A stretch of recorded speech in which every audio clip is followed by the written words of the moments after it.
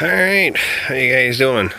Well, it's after chores for tonight now, so I'm gonna take this apart, pull my tensioner arm off that I made, heat that up, bend that straight, pull that sprocket off. It's not a big deal. That sprocket actually isn't quite, I don't even know how they really are on there right. This is actually a plastic bushing in there. I don't know if that's right or not. I sheared the bolts too the other day. They rebuilt this whole back piece, so I'm pretty sure the bearings are all good. Everything seems tight. I had a few comments in there I've been reading and stuff, and I'm really thinking it's the sprocket itself, because there's quite a few beat marks all the way around on here. I mean, there's some, they were really giving her the old catch-up on, must have been trying to take it off to get everything off to put bearings and stuff in it. So all I gotta do is pull them 2 3/4 bolts or 1/2-inch bolts out, and that sprocket comes off. I don't think it's supposed to come off that easy, but this one does. I think there's more to it. There's parts missing, but when the shear pin breaks, it just drops down. There's a gap here, you can see that, and it just fumbles around in there. So I'm gonna take this off, kind of look everything over. If I can't really see it where it is, I'm gonna, check the sprocket over as good as I can, lay a piece of flat bar on it, see if it's warped, whatever. I'll bring it along as I go, I guess. Try not to bore you too much. Just see what I can find, I guess. So. Let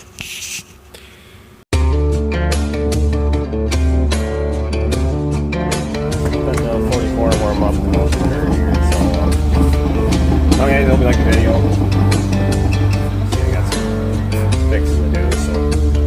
Oh well, do something.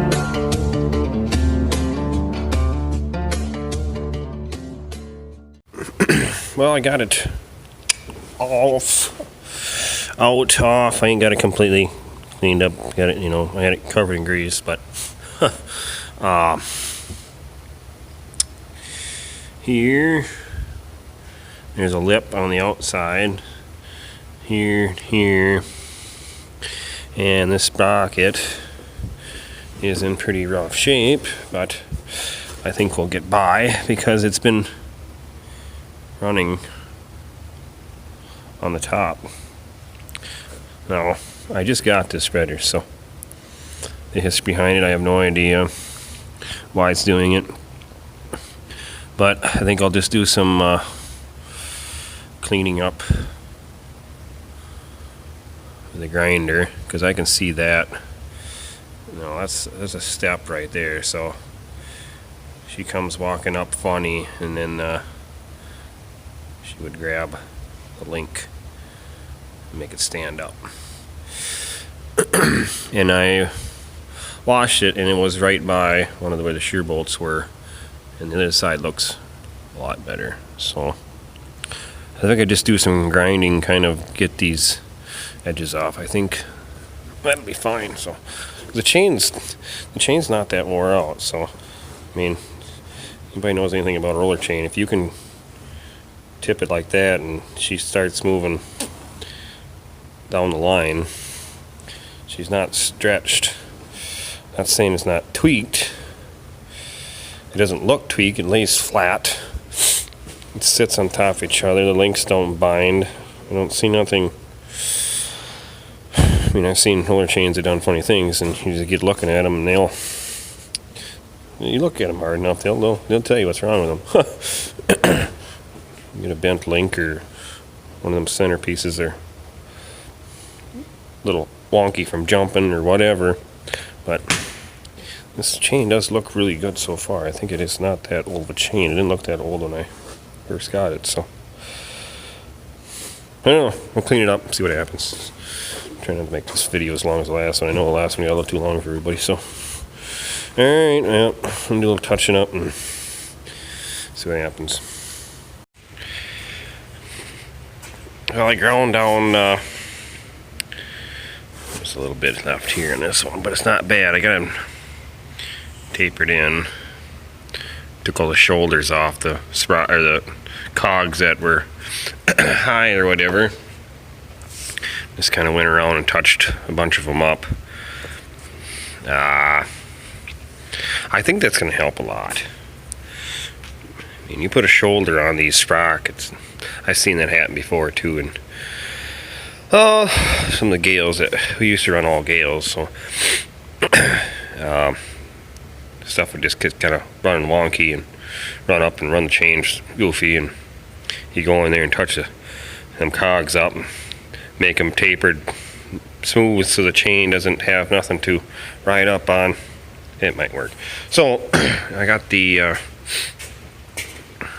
idler tensioner that I made in the vise here. Some of you are saying, why don't you use your press? I'm just going to heat it, so I think it's a lot easier. Then I can just kind of get her cherry and bend her down. Cherry.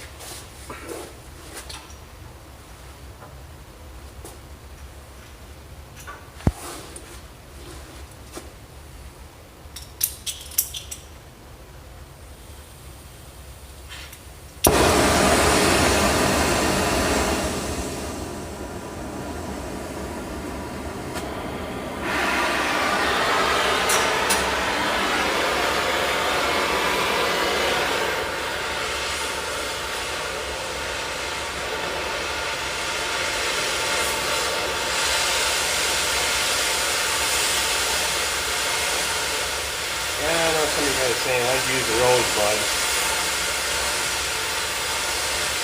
The rosebud's kind of goofed up right now. Oh, get her warm. Maybe I'll just fast forward to start. Probably do that. I don't know.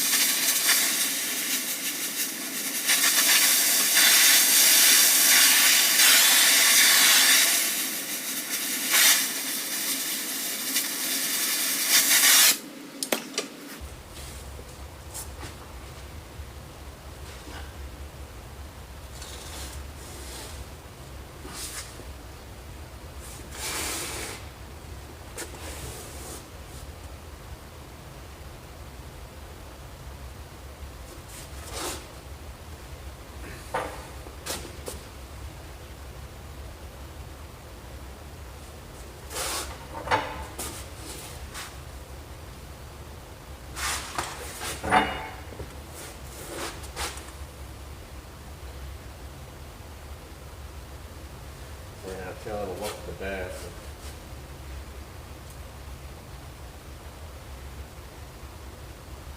I didn't do it right.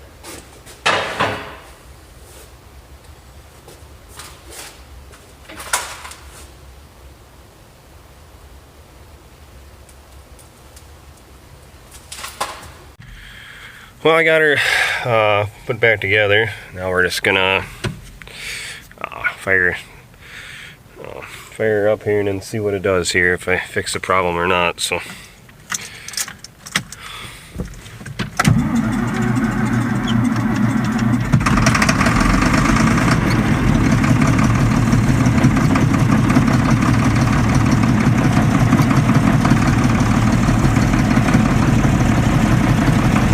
That wasn't too colossal a cold start. And it was plugged in too.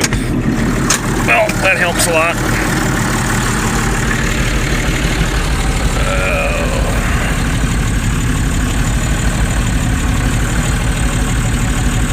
Not too bad of a kink there, or angle, or whatever you want to say it.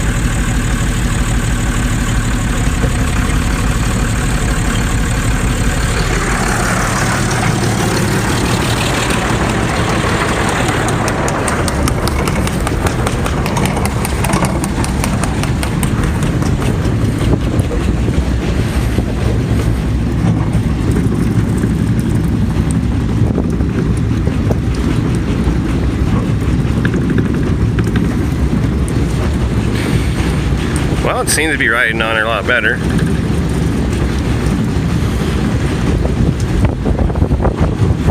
We'll know for sure when we put a load on it, I guess. So, alright. Well, we'll get this loaded up and see what happens. Well, I guess we'll see if it works.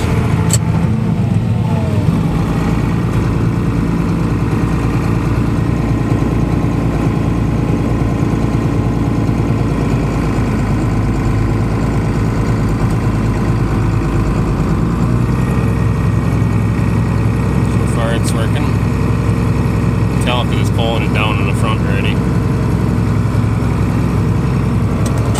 Bring her down a little lower here.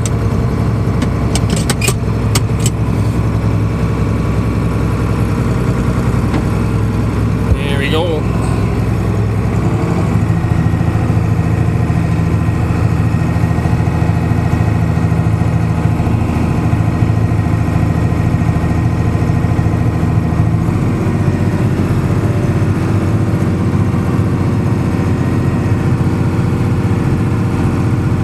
Strong wind coming out of the west today, so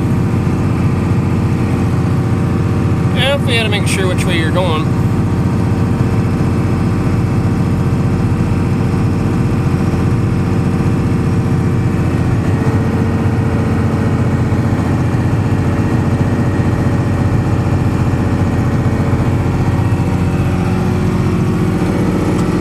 Temperature's not too bad. It's right around the freezing point. But she's gonna get cold again. It got cold. Dang near below zero here on Wednesday morning. And it warmed all the way up to be about 38 degrees Wednesday afternoon. Yeah.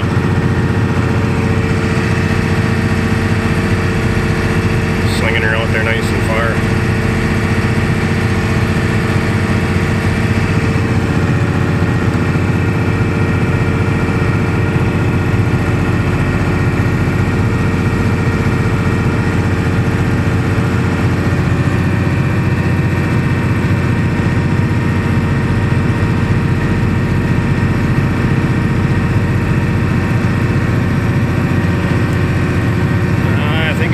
Chain must have jumped off already. Check it out.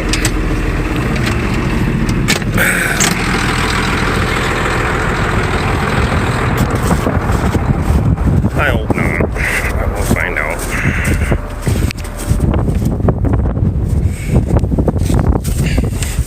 No? Sweet. Everything's all on there and looks like it was when I left it. Alright.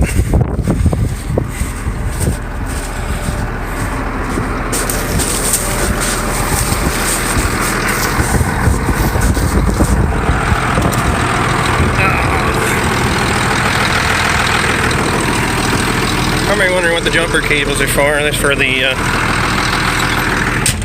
excavator, so it's getting a weak battery, so we gotta ladle some out of the manure pit here after I get this load on, so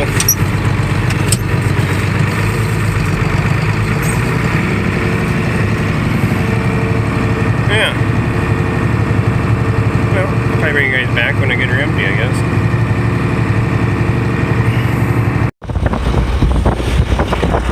all come off real good, so that's great. Got the excavator fired up, that warming up here a little bit. I was gonna show you guys this too here the other day when I was working on it. I thought where they had splashed some new paint around there, I thought they had re-welded that or fixed that. See how it's got a crack in it?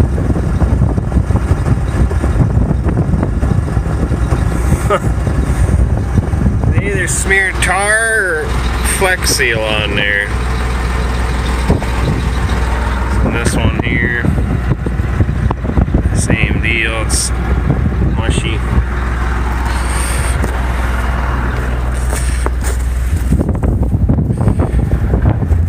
And on them two also, so I guess if it starts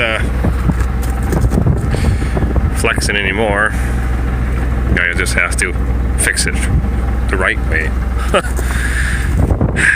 Well, that's what you get when you buy used equipment. You just don't quite know what you're getting. So, yeah, I just walking by it and I seen it crack, and I was like, well, why is it cracking? Well, because it ain't a weld. It's not fixed right. Well, guys, at least I got it fixed this time, so do that. We'll hold up for a while, I guess.